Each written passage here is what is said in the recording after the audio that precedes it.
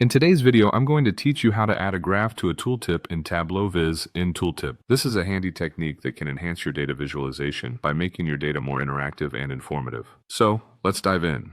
First things first, you need to open the Tableau public app. If you don't have it already installed, you can easily download it from Tableau's official website. Once you've got the app open, you'll want to access your worksheet.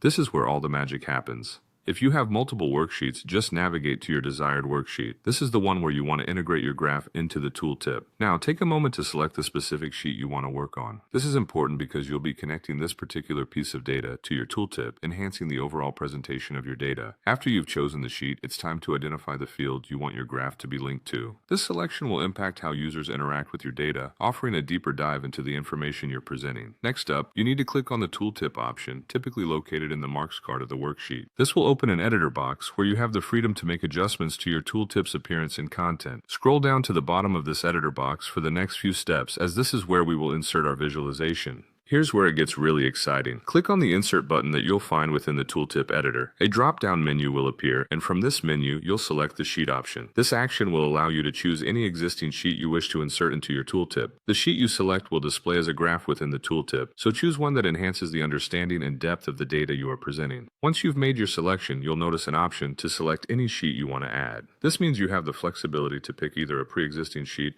or even a new one if you've recently created it for this purpose. After selecting the desired sheet, finalize the process by clicking OK. And there you have it. By following these steps, you've successfully added a graph to a tooltip in your Tableau visualization. This feature is particularly useful for users who want to provide additional context or highlight intricate details of their data without cluttering the main view. It's all about creating a seamless and engaging data experience. I hope you found this tutorial helpful.